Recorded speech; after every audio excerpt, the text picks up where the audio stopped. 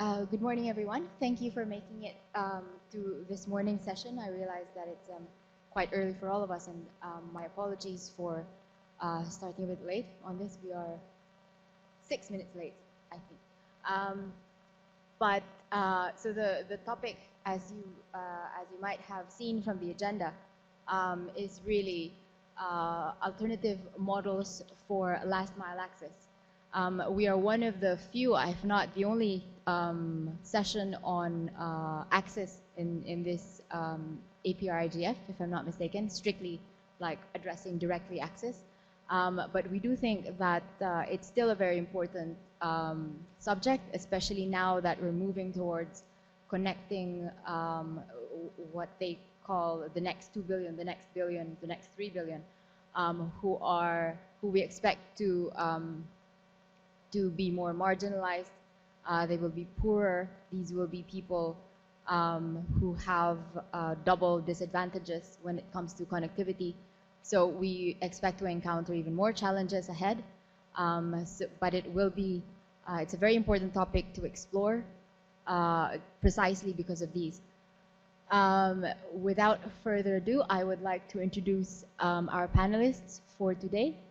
We have Mahabir Pun from Nepal. He is the founder of the Nepal Wireless Networking Project.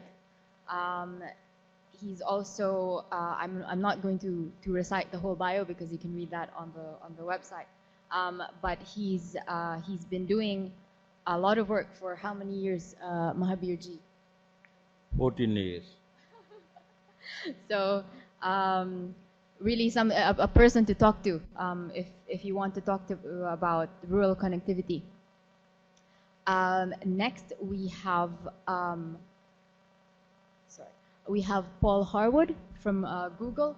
He's the Asia Access Evangelist. The whole title is Asia Access Evangelist, APAC Performance Solutions. And you can ask him about exactly what that means after the session. But he has a lot to say about access as well. They're doing a very important projects in Asia Pacific. Next we have Mr. Vu Hoang Lien from the Vietnam Internet Association. He's the president of the Vietnam Internet Association. And I'm not sure if we're supposed to have Anki here, but she's not around. But okay, that we can, maybe she will join us. The other panelist is Anki Das from the Public Policy Director of Facebook. Okay, so let's start with Paul. Paul, if you don't mind giving us your presentation, and then we'll have.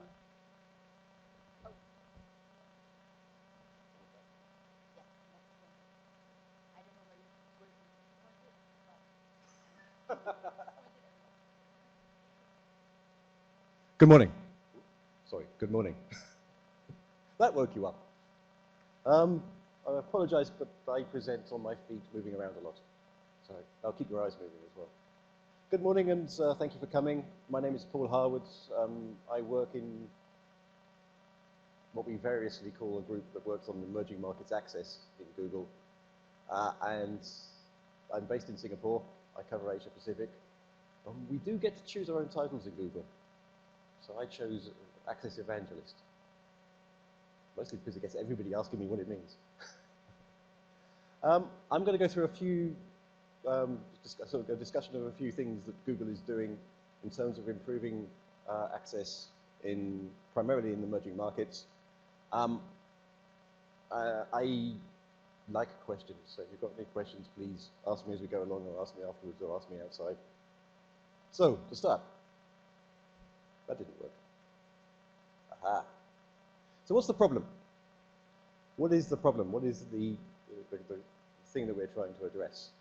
We look at it like this, and we kind of break access down into people who are not connected, people who've got kilobyte styles of access, which we kind of think of as 2G, people who've got megabyte styles of access, which we kind of think of as 3G, and people who've got gigabyte styles of access. And what we need to do, obviously, is move everybody to the right. Ultimately, to get over the digital divide and to make a digital connected economy, we need everybody up at the gigabit level. So we're talking 5G, we're talking GPON, but we've got a lot of work to do just to get people across. So all the projects we work on are attempting to get people who are on the left over to the right. And I mean, 4.5 billion people is a lot of people. It's a lot of people to move. The problem is big. And obviously in APAC, the markets have primarily traditionally been mobile first. So a lot of the work we do is making, a lot of the work that Google does is making our products more mobile aware and work better on slower connections and work better on less reliable connections. I'm not going to talk about any of that work, but there is a lot of work that Google has been doing to make, like progressive web apps. So you can start using progressive web apps in things like Facebook without downloading the app on a slower connection, and it works just as well. But that's not, we don't consider that to be access work, but it is important for getting the connectivity to the people. What drives growth? What drives people to use the internet?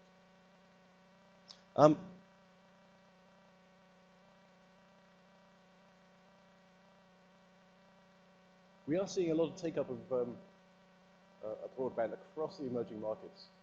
And we're seeing a lot of smart applications, like e-commerce applications, like file sharing, and like content sharing, starting in emerging markets. So there is a startup of companies in Indonesia, there is a startup of companies in the Philippines, especially in startups of companies in India, who are becoming reliant upon a connected economy. So there is the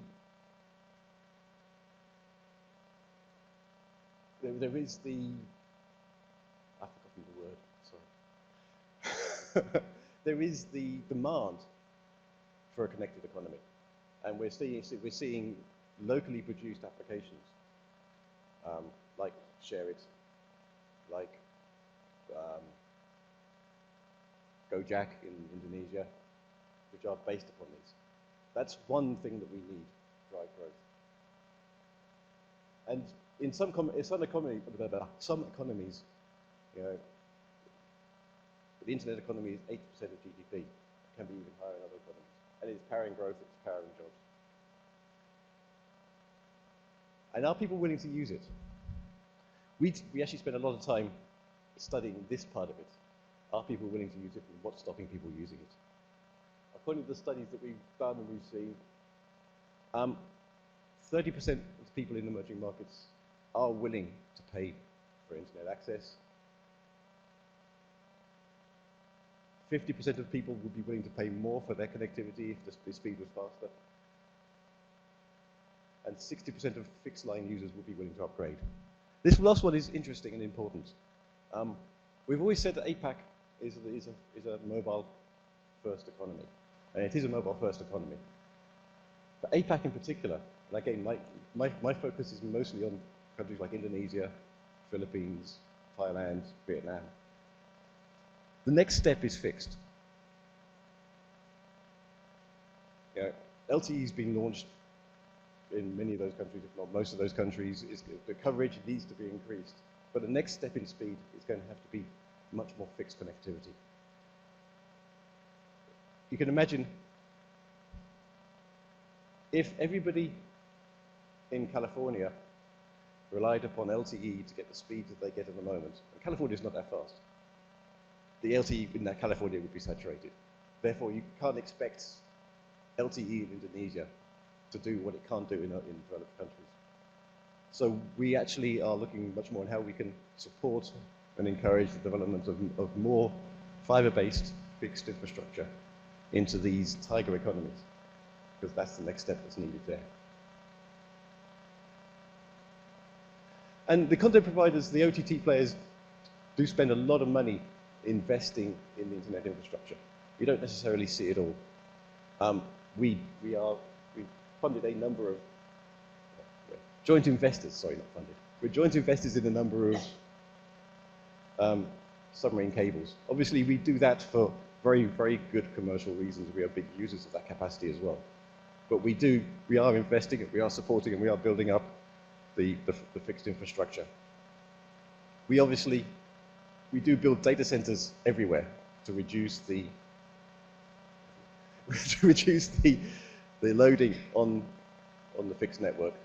We do have a very big campaign of putting what we call GGCs, which are caches, into emerging markets, again, to reduce our demand upon the fixed infrastructure.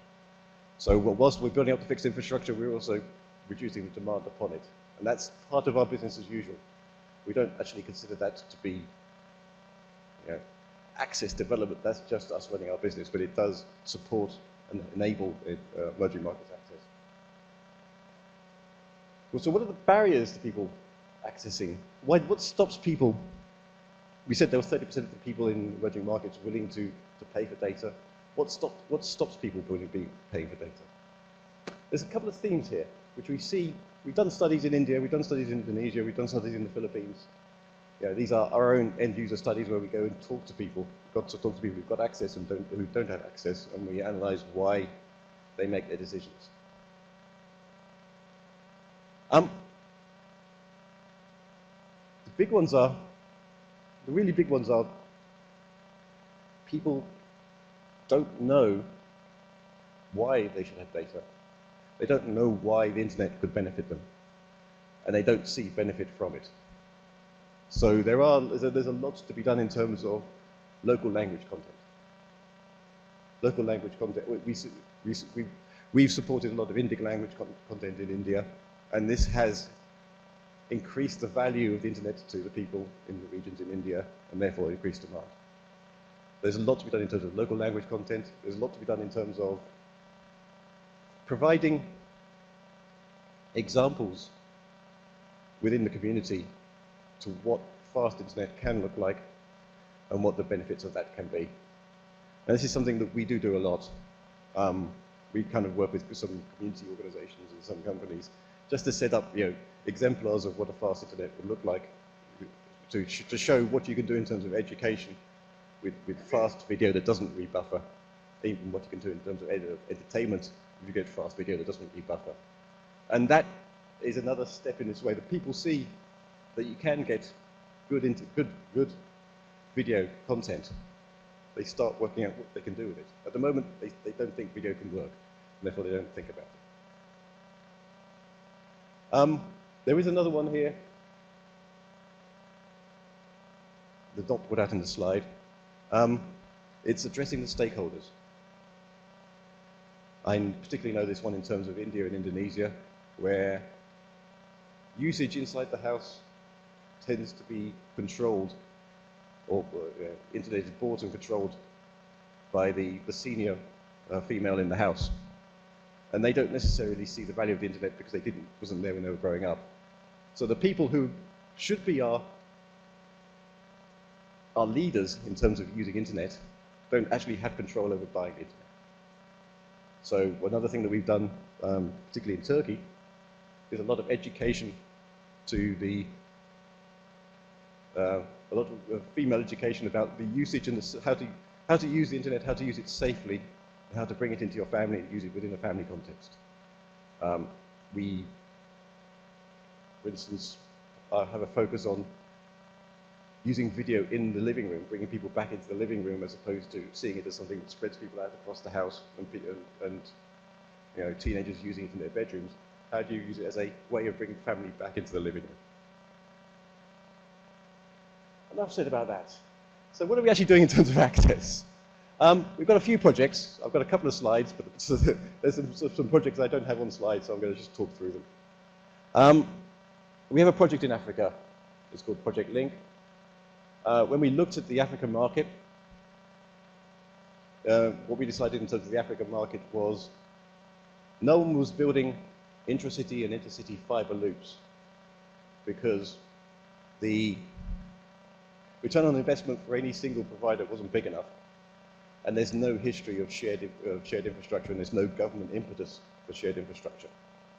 So what we did in Africa, starting in Kampala in Uganda, we've now moved to Ghana, there's probably a few more countries coming along, is we actually just built the infrastructure. We formed a company, we went out, we dug the trenches, we laid the cable, but on a wholesale basis. So that project is reselling backbone capacity to the existing ISPs, and therefore, as this is on a shared infrastructure basis, they're actually making the money back. So that's a case where we built the infrastructure, we're actually operating the infrastructure.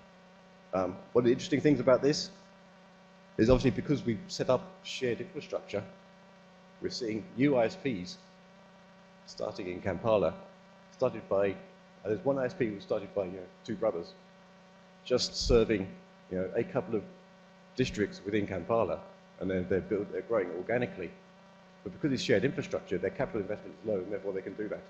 So yeah, the idea of shared infrastructure can release and enable entrepreneurship within the communities. That's one of our biggest projects. The next biggest project is Railtel project in Africa, India. Railtel in India. Wi-Fi coverage in India is relatively low, and the quality is poor. So we did a joint project with a company called Railtel, which is owned by the Indian Railways, and actually owns the fiber they run up and down the Indian Railways. So they have a lot of backbone capacity. And we installed and we're operating high-speed Wi-Fi in a number of stations in India. I think it's currently about 40, planned to be about 100 by the end of the year. So at the moment we're providing a 30 minutes of free Wi-Fi and a higher tier or a longer tier of paid Wi-Fi in the stations, and it's high speed and it's reliable. And it's good. It's actually Google marketed as well. So it's called Google Wi-Fi. We've been doing this for I think we've turned the first one up about 6 months ago. Last time I looked, that project is now approximately 2 to 3% of internet usage in India. We're getting that high usage in stations. And we're starting to see people, we talk about the virtual internet cafe. We're actually starting to see people going to the stations just to use the internet, which has kind of plus and minus implications, but it has positive implications if you see it as a way of bringing people into the retail venues in the station. Therefore, the stations themselves start to get a different ecosystem. But as a way of getting access to people, because these are public places, these are places designed for high throughput, it's giving access to people who couldn't get access before. So that's one project. We're very interested in seeing how we can replicate that around the region. So the idea of public Wi-Fi, high speed, high reliability, high footfall is a very interesting one. That's that one.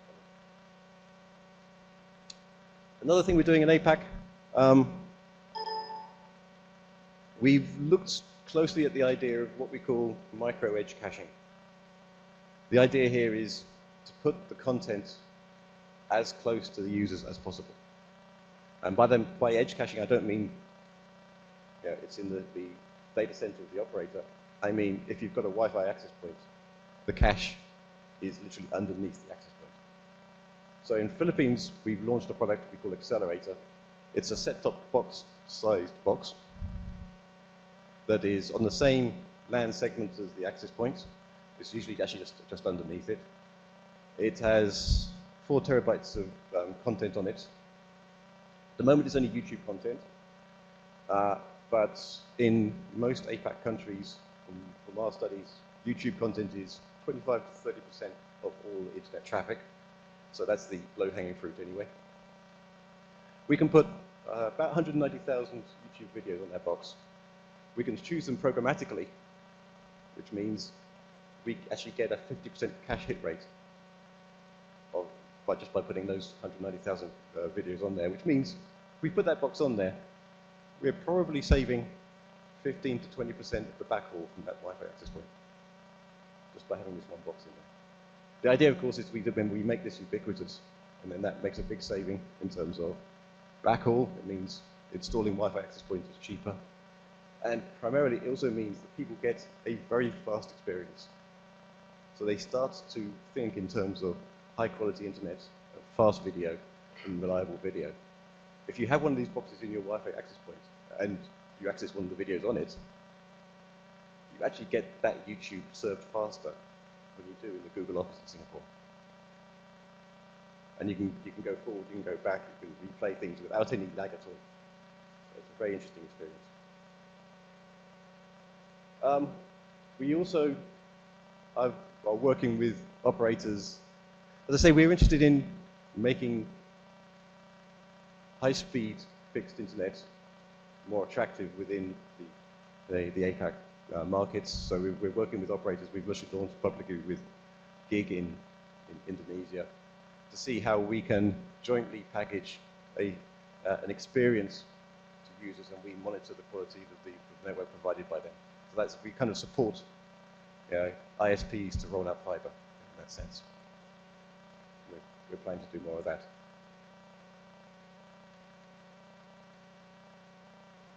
That's pretty much what we're doing in APAC at the moment.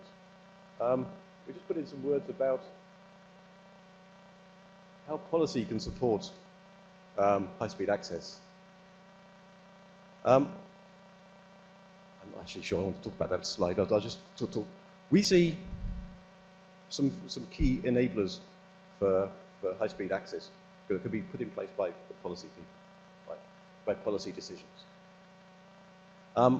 Key one we see time and time again is shared infrastructure. Infrastructure is expensive, it's a long-term investment.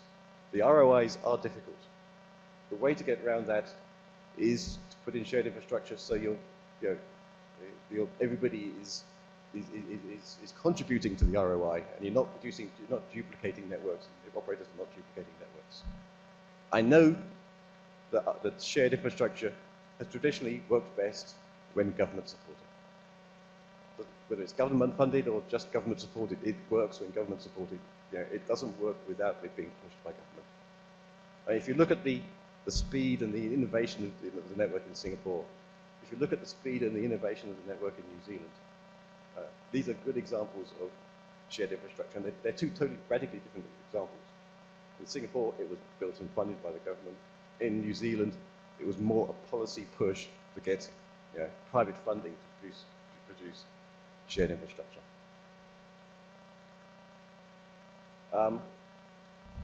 Innovation. We need to unlock innovation to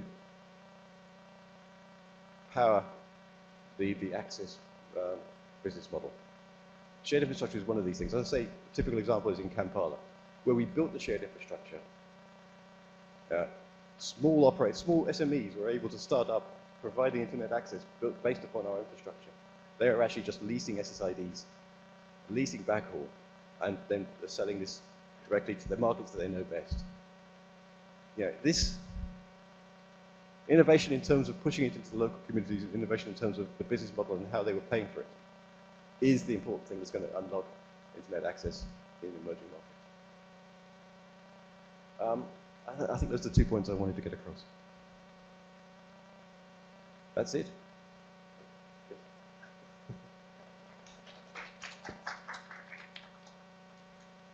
Thank you very much, Paul. I'm afraid we're going to have to do this traditionally and just go through the other two speakers first before we do the question and answer. But if there are any burning questions that anyone would like to ask within the next 5 seconds, then please do raise your hand. Okay, I guess not. We now move on to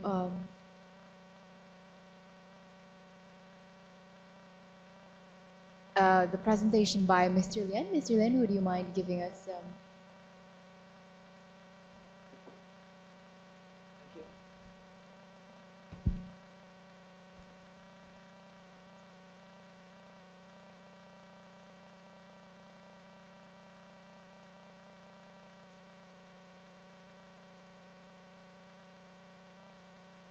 Okay, good morning, everyone. I want to talk about the topic concerning to the last mile. Why I talk about the internet for the rural? Because in the urban, I think too much advantage in compared with in the rural area, and with the last mile, we have the solution for rural. That means can good even for the urban. And yeah, when we talk about the rural area, actually we have to study the needs of the people in the rural. But concerning to the internet, I think we consider as the difficulties. In rural, we can think about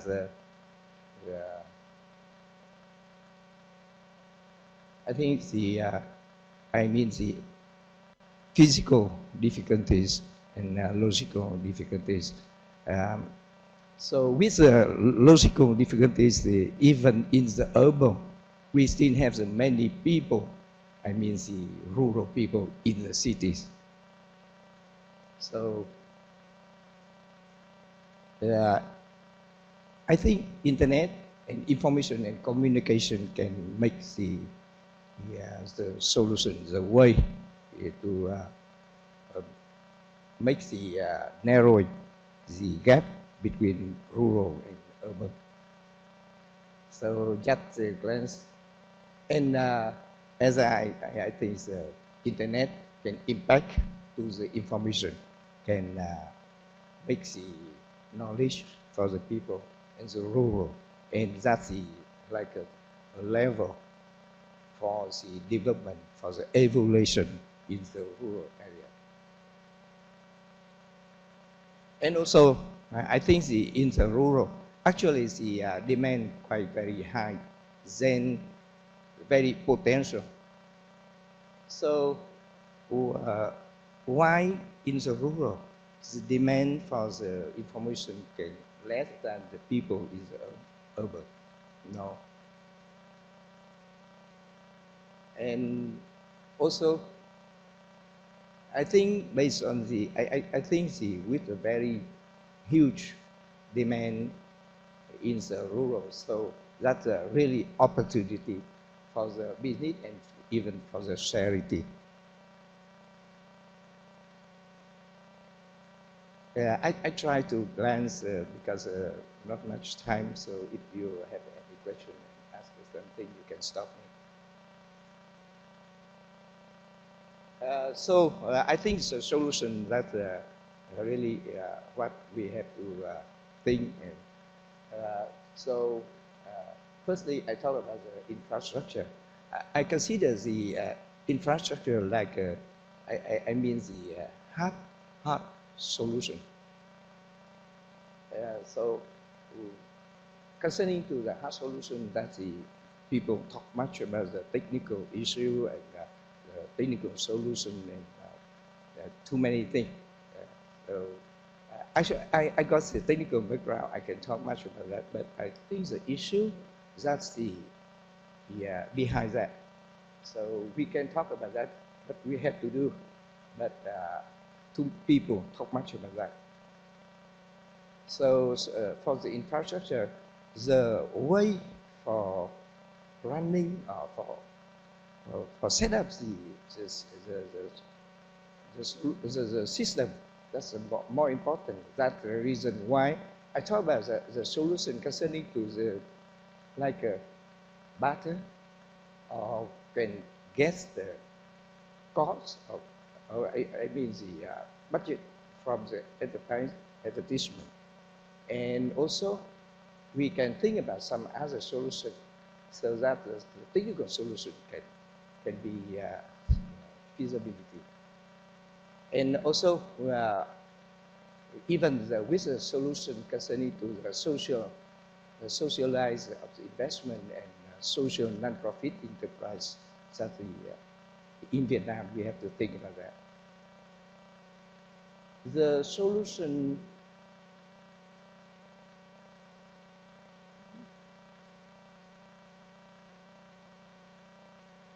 We talk about the solution concerning to the accessibility. Of course, in the rural area, the cheap price is very important. So we ask for the manufacturer provider should have the cheap device for the rural area. And the second hand, but we think in the rural area, TV screen is very popular. And so the solution can adapt with the television, with the screen in the rural is I think, very important. We can think about the set-top box, because the box can connect to TV, internet, from internet to TV, like smart TV. In the rural, not many people can pay for smart TV. So with the existing TV, they still connect to the internet, and also you can think about this is the only some other thing like we can think about on demand. Together with the forward, on site for the people in the rural. Do anything you can think about that. Or even the solution concerning the warranty and insurance to keep rural and use the solution easily, and sharing the resources. I have the time, I can share with you about that. But I want to talk about the access point. Yeah, because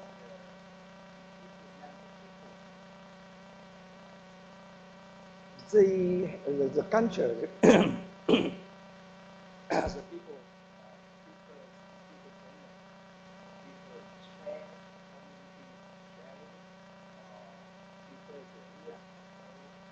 play with the many people together. That's very important for the people in the rural, so that we have some place we think that we should build up.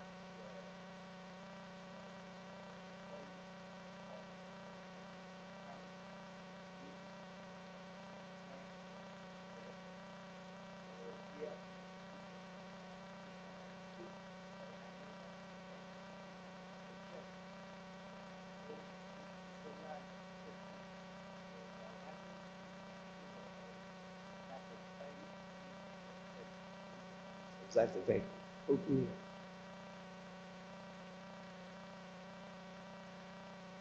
Also, we talk about the solution that makes interactive between the people. But I want to talk about the interactive between the media, between the browser, because I don't think the time not enough for me to explain.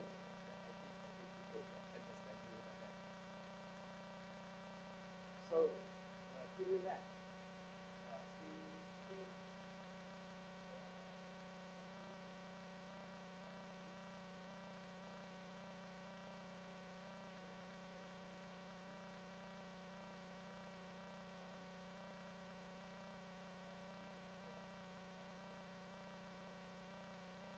oh, okay. So people can hear me. I think here's a room not too big and not too many people. So I think people can hear me.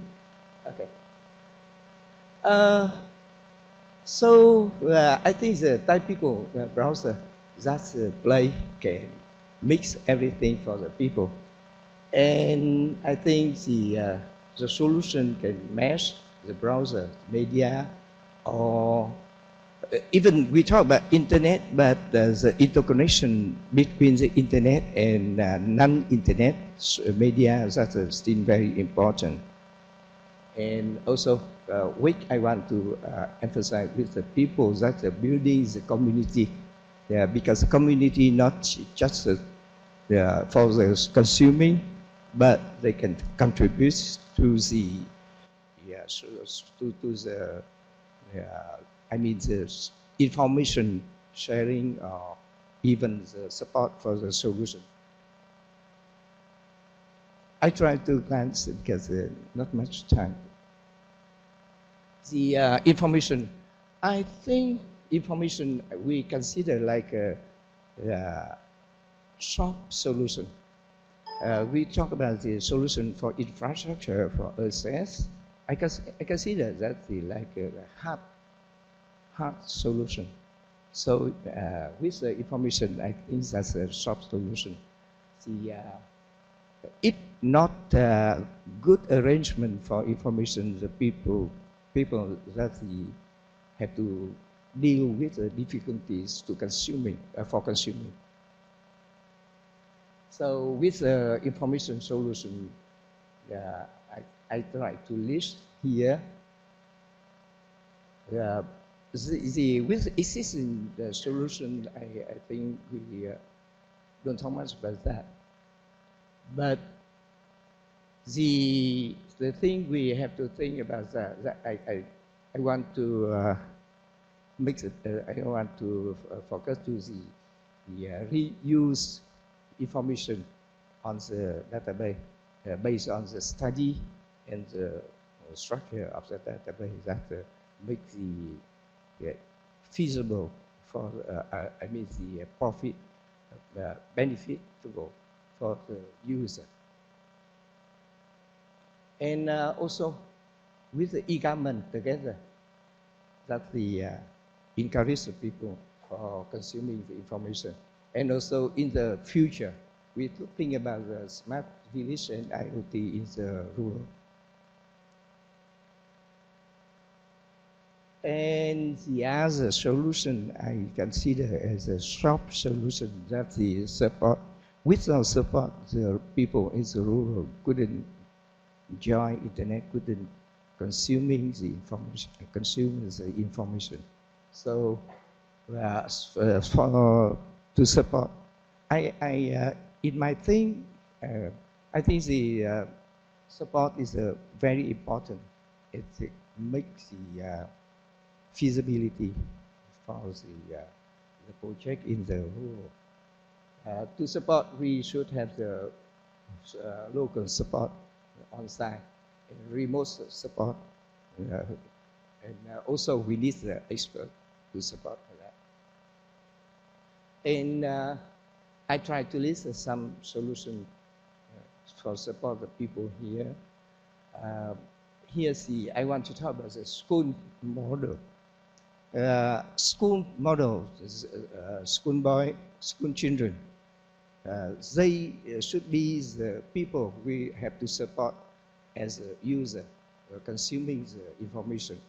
But also, even the school children, that the people can support the other people in the rural, like their parent, their relative, higher, I mean older than them. So first we should support for the school children to use internet. So if we want to support the children, we should support the teacher. So teacher, school children will be the human, the resource, the people to support the other to develop the internet in the rural area. And also we talk about the volunteer. And also we appreciate the student in the university and institutes support, distance support to the people in the rural area, together with experts. And also we look forward to the support from the international organization. Based on that solution, we think about the project for Vietnam, and that with the project, I think all the solutions can be think, can be arranged, and can put in the plan for the project. Too many things we can understand about that, but I think the more important for the project concerning to the short solution, and that's the interactive platform, information and support. Model resources to do that. We try to have the chart cover that. Many entity can support for the project, and also the management, that's the most important to win the project, and it can consider the feasibility for the project. And the management, I think the difference with the business management. So here we have to manage even the beneficiary. So I try to, and also based on the project, I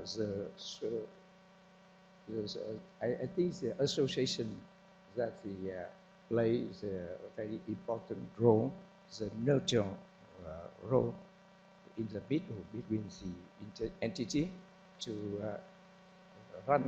set up the project and running the project. So in Vietnam, we intend to do that. We intend to have the cooperation with the Michael, and also the people in the Vietnam ICT for running the project. I call the Internet for the rural in Vietnam.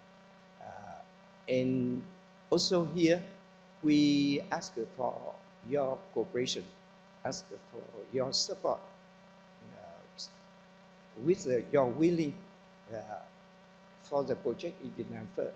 And then I hope that the model of the project can be running in other countries. And of course, with our project, we need your support, your cooperation. We need the fund, we need the expert, we need the resources. So I think I finished my presentation here with the willing to cooperate with you. Thank you.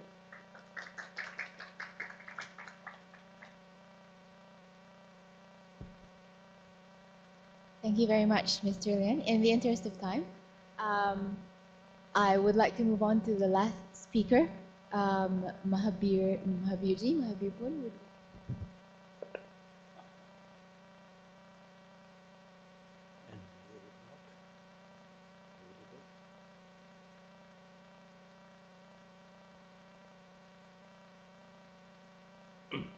Thank you, and I'm glad to be here and share some of my work in Nepal. These topics was given at the website and innovation at the edge and promoting alternative model. Actually, the reason I got involved in this wireless networking project is because there was a problem, there was a need in the mountain. That's how I got involved.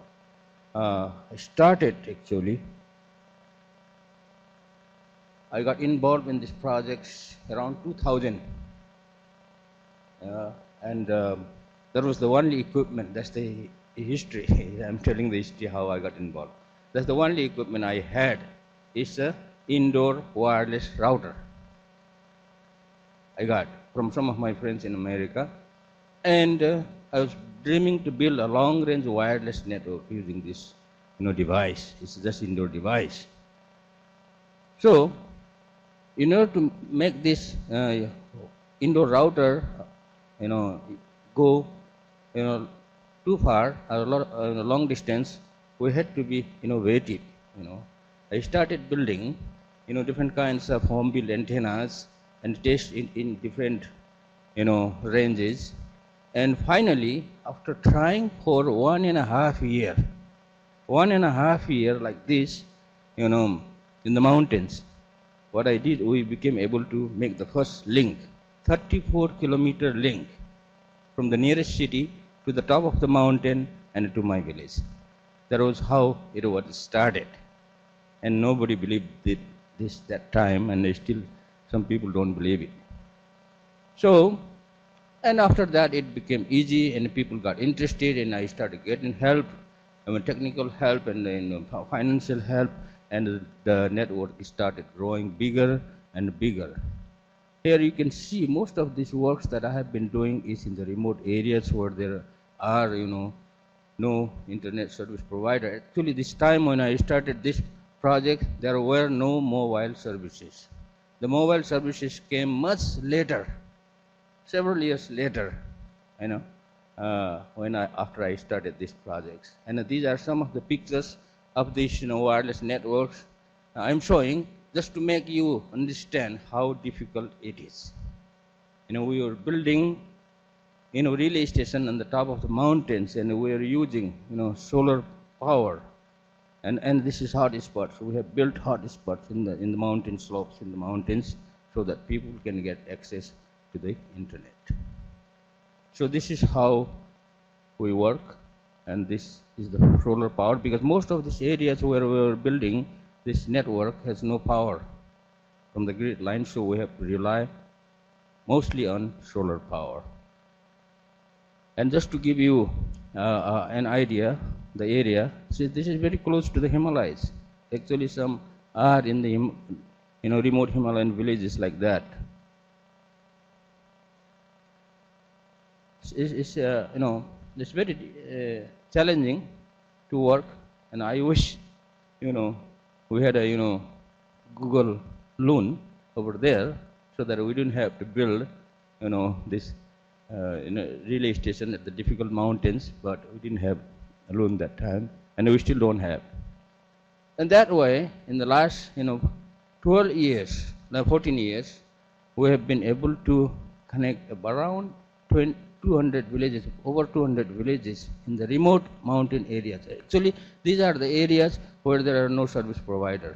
I helped to build a wireless network in the areas only where, in this area where there is no service provider, commercial service provider. Because the reason the commercial service provider, they don't want to go there is because financially it is not feasible for them to run a business there. So that's how I work. And the villagers are using the internet mostly. Of course, they are using the internet for communication, but our focus is in, helping them to use the internet for education in the schools. The teachers and the students are learning how to use. And we are using the internet for telemedicine because these areas don't have any hospitals, any doctors there. So what we have done is we have connected the health worker, rural people, to the hospitals in the cities, and they are, communicating with the doctors and get some help, which is better than having nothing. And we are using this for digital literacy program. So in 2007, when I started building this network in the remote areas, I realized that internet and computers won't be much useful if there is no content in the language that the people in that area understand. So we started with some of my friends. We started, developing a content. We started a organization called Open Learning Exchange Nepal, and we started, developing e-lessons for the students, interactive e-lessons for the students, and for the villagers. We created e-library. We have over 6,000 books. And that is available for the villagers, and they can understand.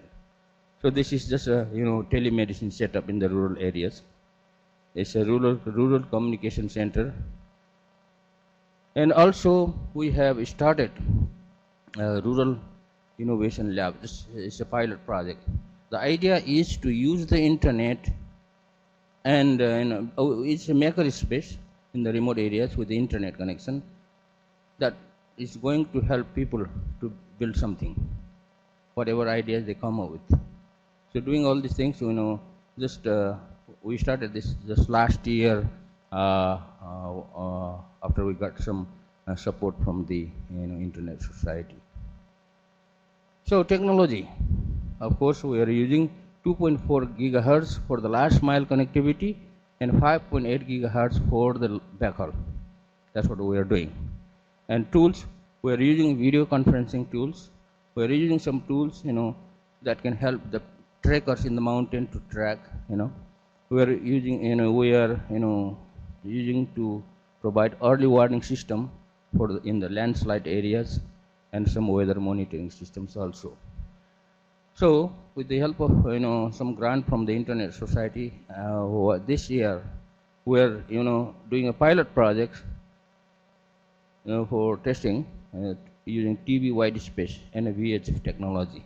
So these two frequencies here you can see 560 to 578 megahertz in our TV wide space, and 192 megahertz to 202 megahertz on TV wide space technology.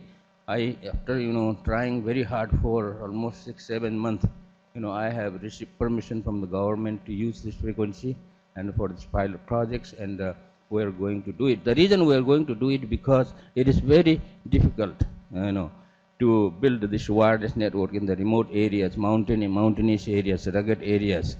So we hope that this TV wide space technology will make the work much easier and better to reach the people in the villages. This is what we are doing, and our upcoming projects are we are trying to find ways to create the villages smart. It's a smart village project, and we are working with the students, university students, and some other volunteers to make it work, and actually we are working on it. And this is a dream project. It's not a dream project, it's happening actually. We're building drone. We're building drone to deliver medicine in the remote areas, very remote areas, where there are no hospitals, no doctors, So this is a project. So for this project also we will be using, wireless networks for some ways, somehow. So this is a kind of innovation we are doing. And more than that, I'm not going to talk about this, but I am working on, building a national innovation center. The goal is to find ways to use the technology and make it useful for the people living in the rural areas. For that, actually, I have started just 2 weeks ago. I have started, raising $5 million fund in 1 year, and I have to do that. And actually, in the last 2 weeks, 19 days, I have already started $60,000-$70,000. It's coming. People are helping from all over. So, and if you are interested, you can talk to me later. That's my email and contact number. Thank you very much.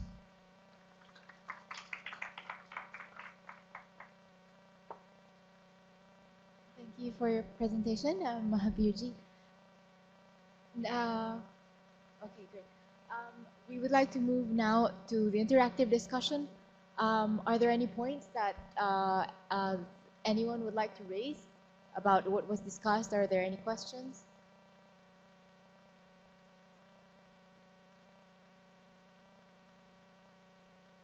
I'll go.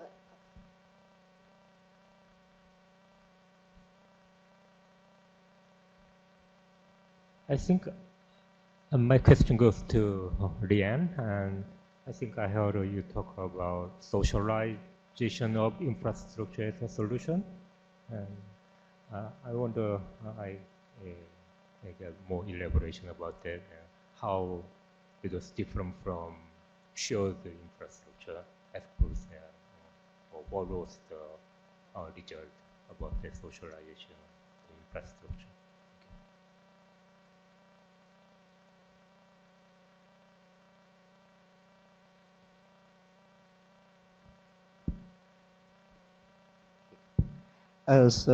Normally the investment from the service provider, maybe funding by the government or something, that's the enterprise or service provider that their target at the profit. So with the rural area, not much profit or not profitable. That's the question.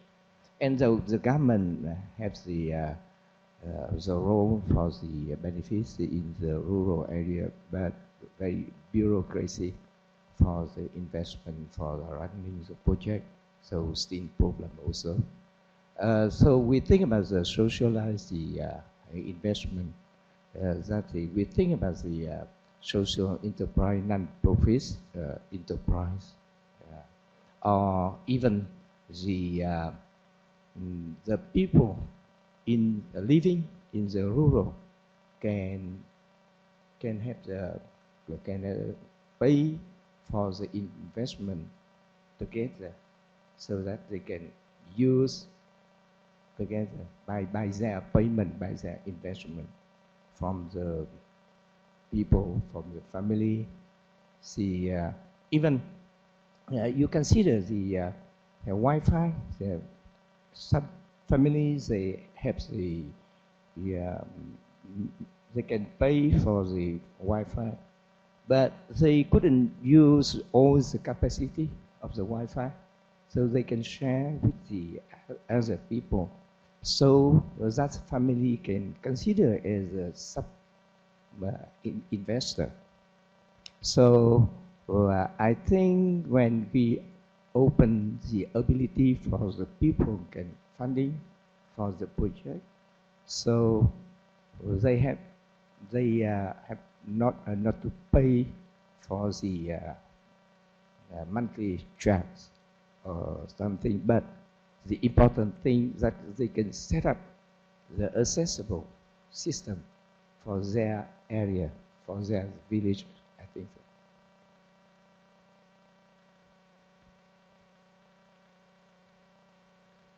Thanks. I think my question maybe is also to you and probably to Mahabir as well. Fantastic presentation. I really enjoyed that and really learned a lot from your 12 years of work in this area. You had one slide that you very quickly passed through, and you talked a little bit about, I think the slide had something like cultures and morals and something else. So I was wondering what you meant by that, because I think a lot of the conversation around looking at addressing access issues often bypass that, often don't really look at cultural barriers potentially, or cultural norms as potential things that needs to be unpacked. And related to that, in the 12 years that you've worked in building this very awesome Wi-Fi access throughout the difficult areas in Nepal, have you seen any sort of, have you observed any kind of a gender dimension in terms of, you know, whether women and men or girls and boys, whether there's any difference in terms of need, in terms of adoption and use, and also in terms of innovation, or how they would use it, which I also appreciated. So it's also connecting to the internet for what? Whether any of these kind of surface, and if it made any difference in terms of how you were rolling out your program.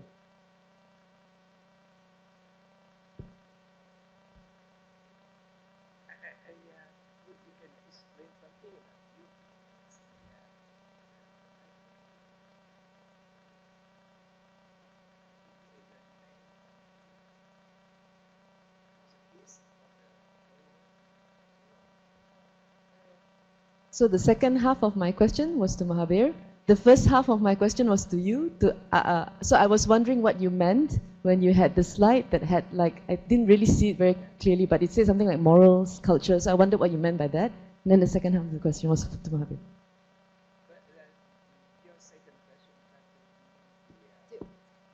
The second question is for Mahabir, for the Mahabir, the one sitting beside you. Nhiều các bạn nói hộ tại tôi nghe thì I'm sorry, so I couldn't get you.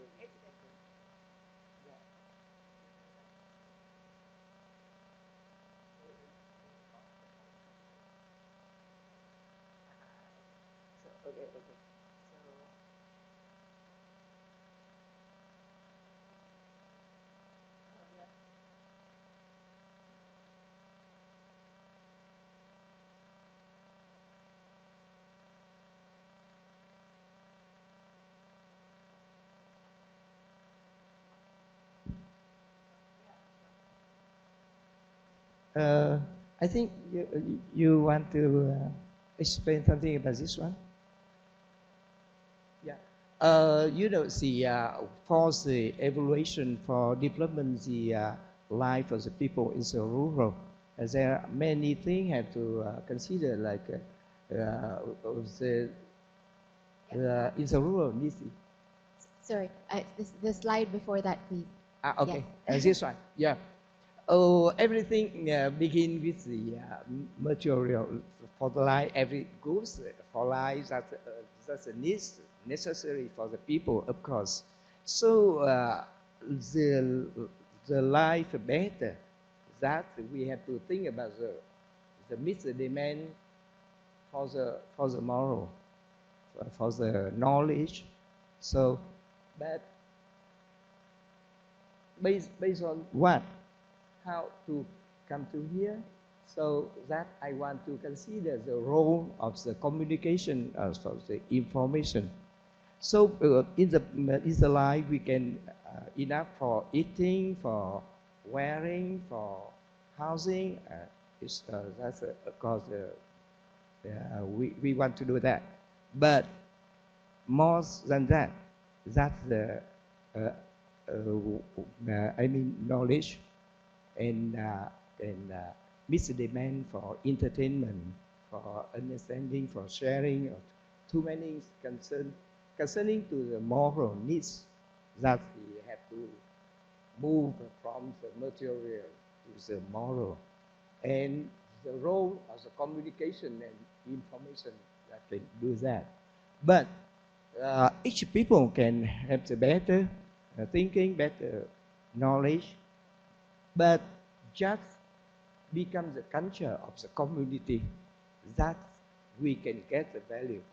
The value for the each people can be here, but the value for the community in the rural, in the village, in the family, that's more important. That we can meet the target. We can have the value.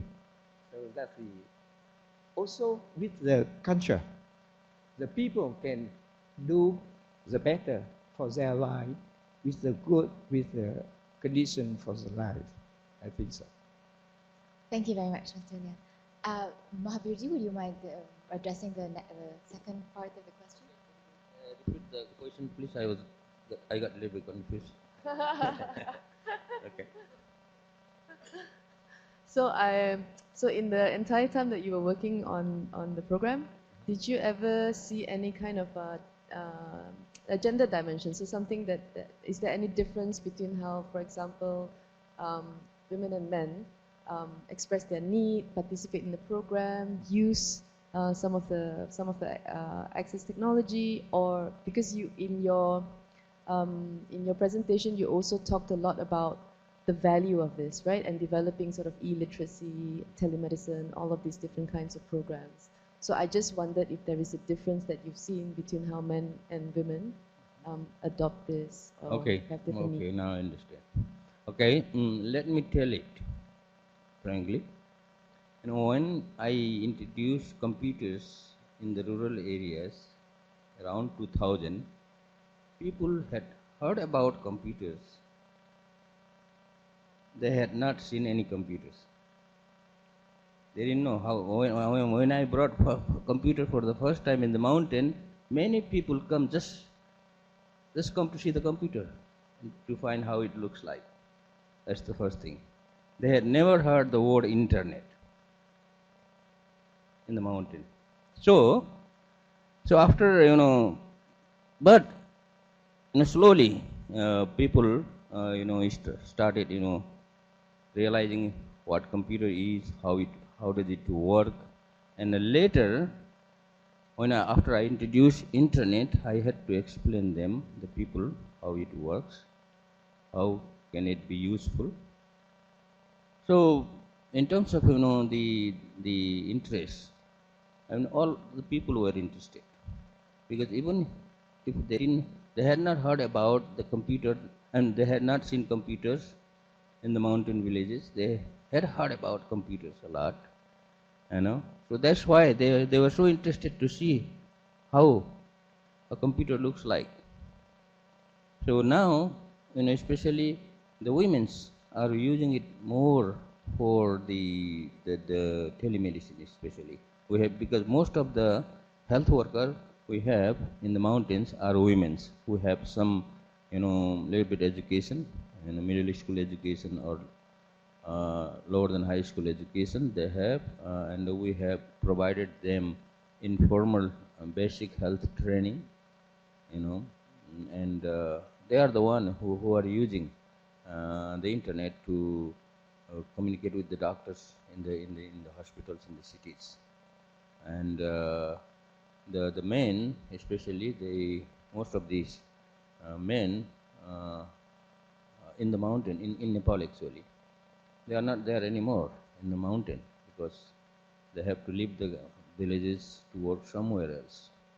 So what we do is, after we introduce the internet in the villages, we ask these people, young people who are living the villages, to work somewhere else, to learn how to use internet, at least how to use internet to send email, how to use Facebook, how to use Viber, how to use Skype to communicate with their families. So after they go back, after they go to work somewhere, they communicate with their families using the internet. So both men and the women are using a lot, especially for communication and for health and for education. At least the teachers, we have both women teachers and male teachers. They are using it. We have a training materials. So when we develop the e-lessons, the e-library contents, we have teachers training materials, or materials for the teachers to teach in the school. So they are using it a lot that way. And we are also trying to make it useful to provide more information about these agriculture products or farming, things like that. So that's why we are trying to put as much materials, learning materials for the farmers as possible. So it has been, working quite well. Still, people are, learning how to use, but those villages where we introduced first, like before 2010, they are doing quite good. And the new villagers are learning. The new villages where we build the internet, they are learning step by step, but it takes time for them to learn how to use the internet and how to use the computers. And now mobile phones are reaching also in the villages, and the people have started using the mobile, and so it has been useful that way for both men and women. Thank you. Thank you very much, Mahabirji. Asha, would you like to ask your question?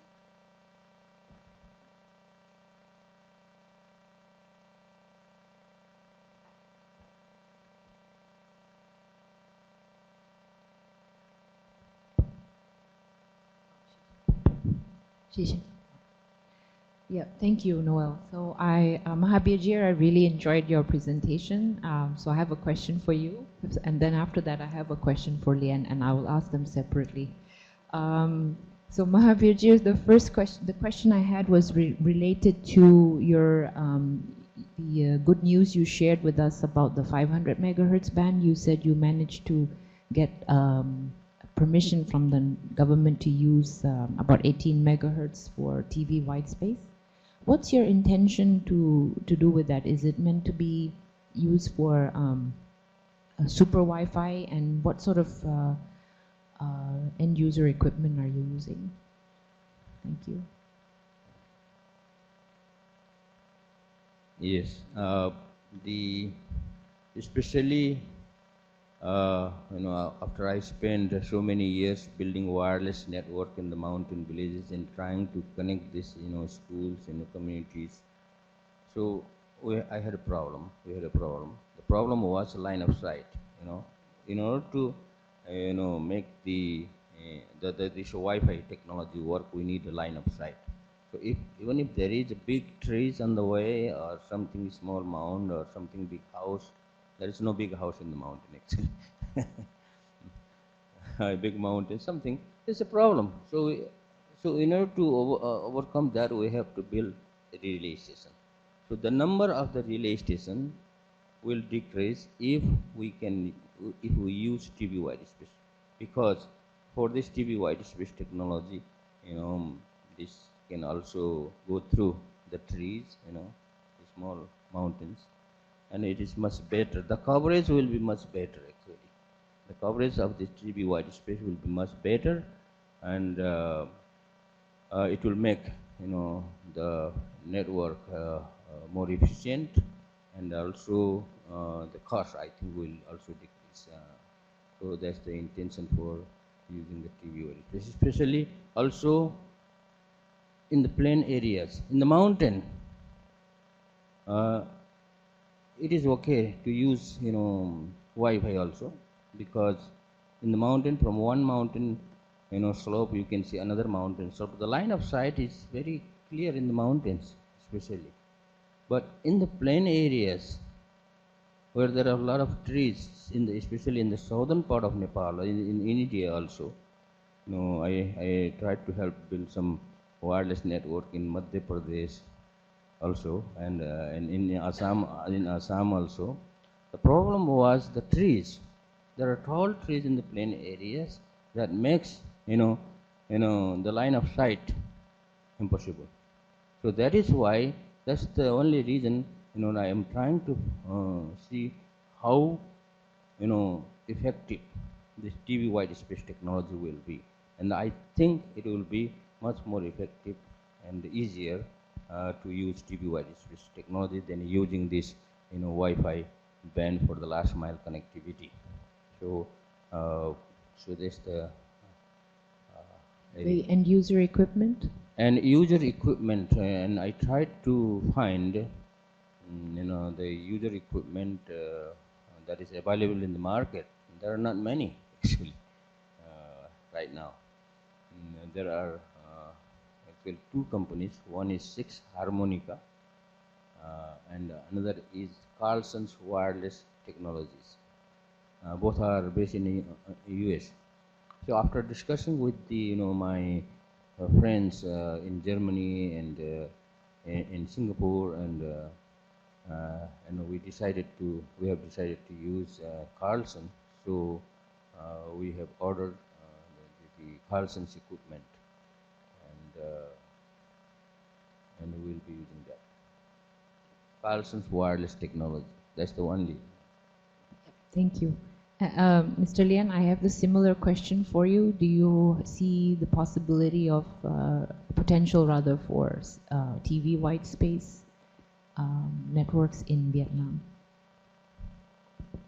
So I think the TV in Vietnam now, the broadcasting that the good in the city, and I don't think we have to face any difficulties concerning to the frequency spectrum, even for the digital television now.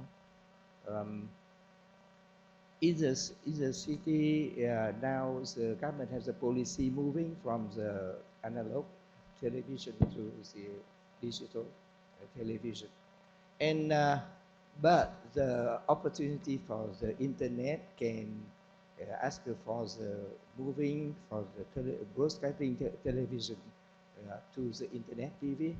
So I think the potential for that's so good in Vietnam, because the technology development and application for the service that is so good in Vietnam.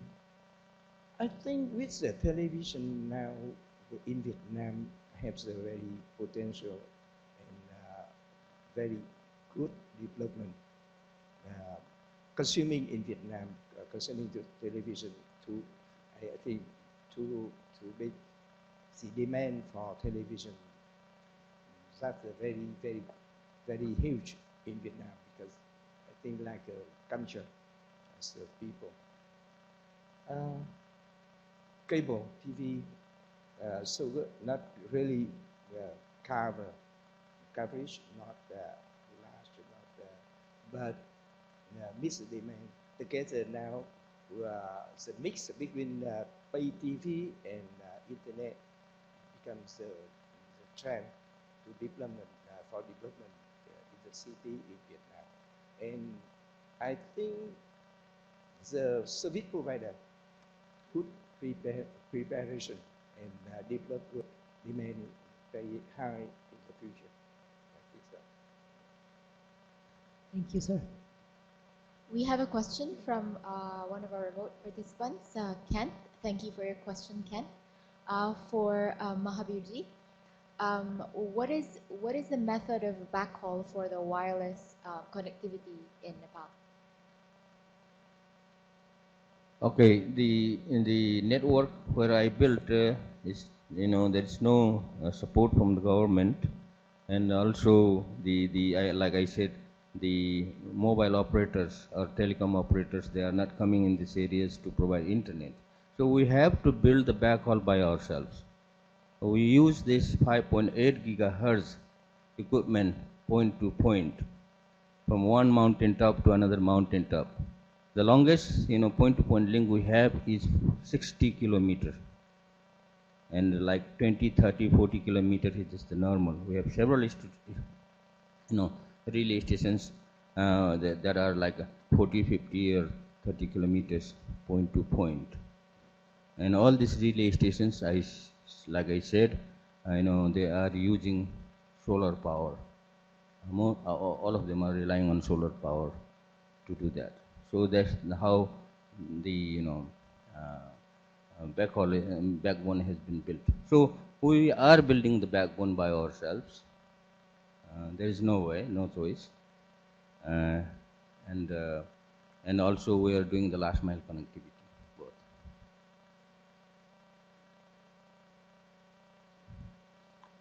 Depends on the equipment we use. The equipment that we are using right now is at least getting like 20 to 22 Mbps uplink and downlink aggregate. Uplink and downlink? Yes, aggregate Okay. internet. Thank you. Are there other questions? Okay, I have a question. All of you touched upon common access points. So everyone's talking about mobile. Mobile is from the end user perspective, mobile are individual devices, they're personal devices. But we talk about connecting people in rural communities and remote communities, and we see the value of access points where people can come together and connect through shared devices and shared places. So what is the extent? What is the importance? How important are these to the communities and to the areas that you are aiming to connect, or you are already connecting now? And I guess that would be a question for all of our speakers. The importance, right? Yes. Yeah. Actually, many people think, even my friends, they say that, why are you doing all these things? How can this internet and the computers be useful for the remote people who are, all of them are farmers. All of them are, some of them are educated, but most of them are, illiterate. How can it be useful for the communities? People are asking that. What I have found is, internet and the technology can be as useful as for these rural people or people living in the rural areas, as useful as it is being for the people living in urban areas. They have schools there. Their children need to learn how to use computers, how to use internet, how to get information from the internet. They have these people, like I said, many of these young people have to leave the country to work somewhere, and they have to learn how to use, at least how to get how to use the internet or computers before they leave the village. So that's why what we are doing is we are running, wherever we build the link, we are running a digital literacy program for the villagers. And we invite them to come and learn to use the internet, the computers, before these young people leave the, the country. Many of them are doing that. So that's why it is important for them also. Like I said, for the health program, the women are using it. Actually, we have developed a mobile app also now, what we call Mother's Love. That means this app provides information to the pregnant women, during this, pregnancy period. So they are also using it. Also, some of the farmers, we have created, I didn't show that, I forgot to show that, we have created a bulletin board in the internet, in the local server, where people can post the materials or the products, mostly the animals or the agricultural products they want to sell. It's a bulletin board where they can put it, this news or information in the board. So also some villages, the villagers between like one place, the villagers are different places. They have created this remittance services, money transfer services, just to get money sent by their their relatives from abroad, because it is possible if they have the internet. Once they get the internet, anybody who is interested to start this service for the village, for the people, they can do this. So several places they have started remittance services, so that the people can get the money at their villages, so that they don't have to go, the villagers don't have to go to the cities to get the money sent by their families from abroad. So these are some of the examples, but we are doing much more than that. Like in the area where we have built the network, we have put this tracking system also, which is to track the trackers who go for hiking in the mountains. We are doing, like I said, landslide warning systems. We use the technology, wireless network, to provide this early warning systems, and we are doing a lot of things. And like I said, we are developing a drone there to deliver medicine. This drone system also will be using the wireless network or the internet a lot, for the villagers to communicate. That's why it is very important, even for the people living in the rural areas, and it is as important as it is for the people in the urban areas, living in the urban areas. Thank you. Thank you, Mahavir. Yes, Mr. Lian, you mentioned earlier in your presentation internet cafes. Are these present as well in the rural areas, and whose initiative is it? Is there government participation in it? Concerning to the solutions for the people in the rural or even in the urban and access to the internet, that I talk about the internet cafe, that based on the culture of Vietnamese, so prefers the entertainment, so they should interest with the information first, so that they can have the ability, opportunity to access to internet. So in the internet cafe, they easily for them to have the equipment, to have the feasibility of the equipment to access to internet, so they have the people can introduce, can show, can support them to use the internet, and even the payment is much cheaper than the other, because based on one asset they can share, and the payment they have to pay less. Concerning to the government, the government of course support to internet cafe, but I don't think the priority policy for the internet cafe. But the government consider internet cafe as a point to like a game booth or something. The government still control so much about that, because control to less for the disadvantage of internet. So even the government not allow for internet cafe too near the school, so I think anyway the internet cafe becomes very popular for Vietnam, and I think that's a good solution for the rural area also. Thank you. Paul, going back to the common shared access points, how important is this?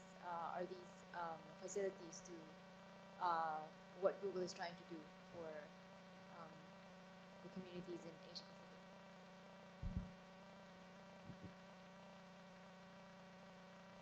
Pacific?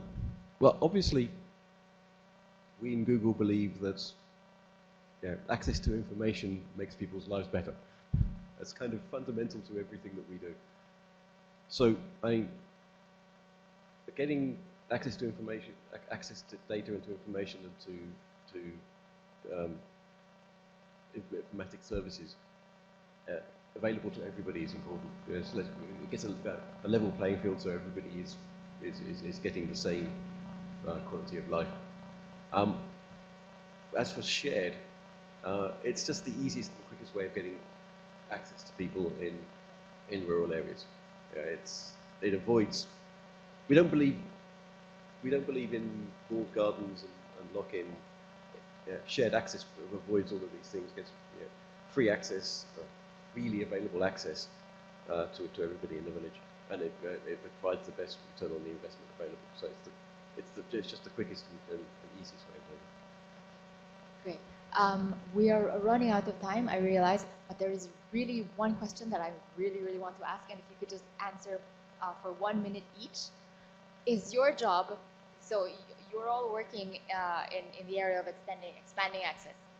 Is your job getting easier or is it getting harder? For me, it is getting easier and easier because, like I say, like you saw at the beginning in 2002, when I was starting to use this technology, it was just emerging technology that was not improved well. Now the technology has improved so much, a lot, and it has made me to work much easier. Thank you very much, Javier G, for sticking to the 1 minute. Mr. Lian?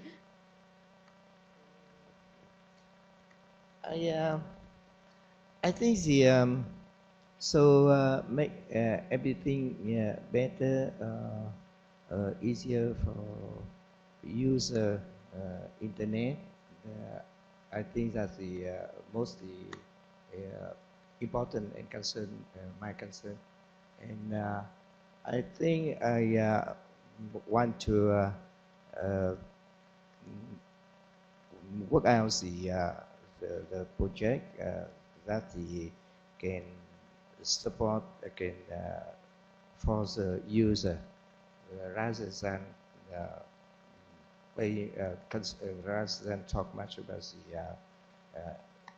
the technology solution or system or networking. Even that's very important. I worked for that before, but now is the time we should think about the user and support user by many ways, and together with the many organizations. Thank you, Mr. And Paul? Quickly. It gets easier from one point of view because the things that we can do with technology now are quite miraculous compared to what we could do 20 years ago, and more difficult from another point of view because the expectations that we have to meet keep getting higher and higher. People want more and more, and the places where we want to bring it to are harder. Great. Thank you, Paul. It's very succinct answer. And well, instead of summarizing the session, I would just like to thank everyone for participating, for asking questions, for listening. And of course, I'd like to thank our speakers, and if we could please give everyone a round of applause. Thank you very much.